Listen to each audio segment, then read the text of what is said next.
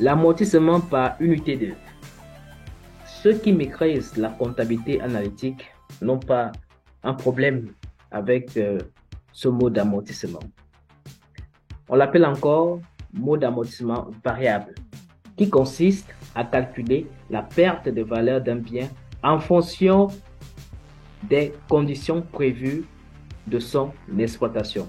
Autrement dit, il lisse la valeur d'un bien sur le même rythme que celui de la consommation des avantages économiques qu'il procure à l'entreprise.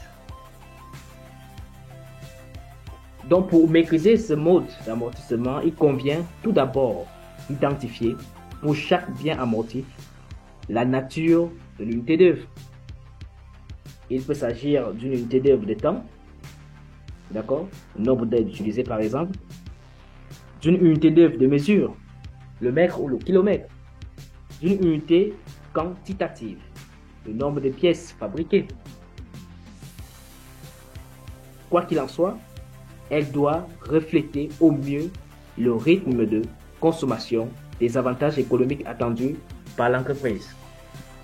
Voilà, donc ceux qui maîtrisent, ça c'est typiquement la comptabilité analytique.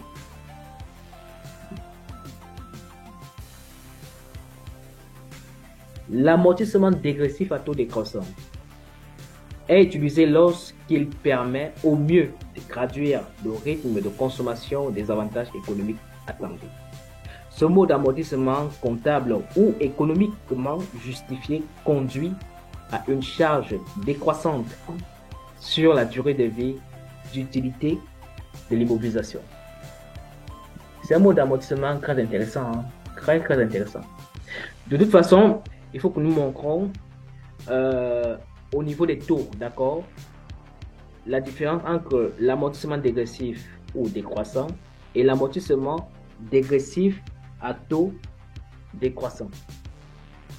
Nous allons prendre deux tableaux pour mieux comprendre cela. Bien.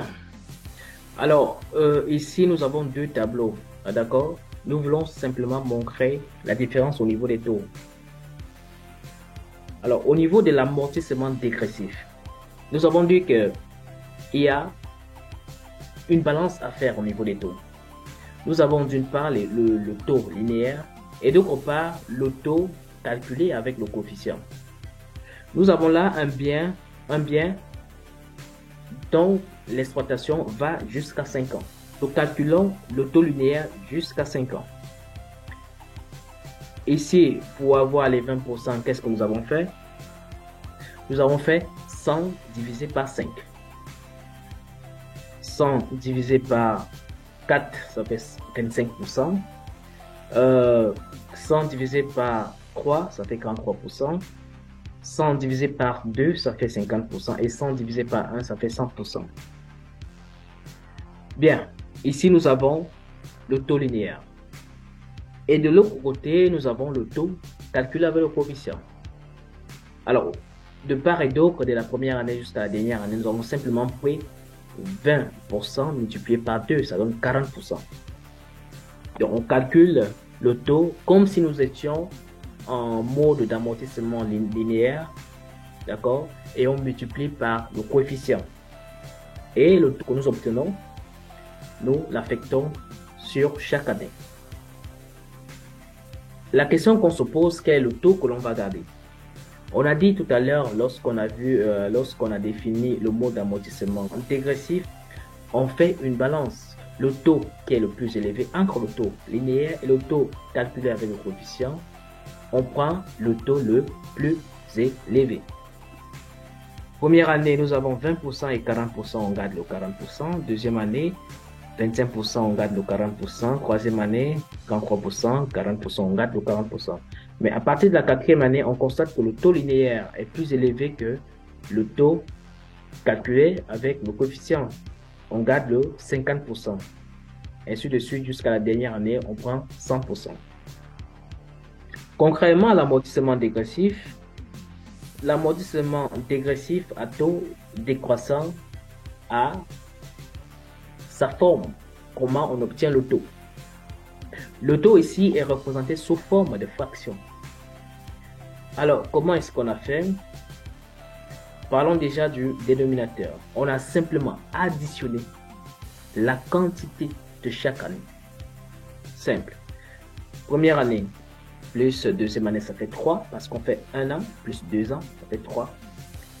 Ensuite, troisième année, on a fait 1 an plus 2 ans, ça fait 3. Plus 3 ans, ça fait 6. Quatrième année, on a fait 1 an plus 2, ça fait 3. Plus 3, ça fait 6. Plus 4, ça fait 10. Et donc 10 plus 5, ça fait 15. C'est ce qui explique les 15 qui sont là au niveau du dénominateur. Au niveau du numérateur, tout le sens à taux décroissant, on a fait, puisque la durée c'est 5 ans, donc on met les 5 ans au niveau de la première année. Et progressivement, chaque année, on fait moins 1. Vous voyez, au niveau de la deuxième année, on a fait moins 1. Au niveau du numérateur, on a 4. Troisième année, moins 1 encore, on a 3. Quatrième année, moins 1, on a 2. Cinquième année, moins 1, on a 1. Donc, vous voyez, la manière dont on obtient le taux qui est ici sous forme de fraction, c'est pas de cette manière qu'on obtient le taux qui est ici sous forme de balance. Voilà, j'espère que vous avez compris la différence des taux au niveau de l'amortissement dégressif et de l'amortissement dégressif à taux décroissant. On a vu le mode d'amortissement constant, le mode d'amortissement dégressif ou décroissant, le mode d'amortissement accéléré, le mode d'amortissement par unité d'œuvre et enfin le mode d'amortissement dégressif à taux décroissant. Ainsi s'achève cette 8e séance qui nous a permis de comprendre la définition, le rôle, la terminologie et enfin certains modes d'amortissement. Nous vous remercions. Merci de liker, merci de partager, merci de vous abonner.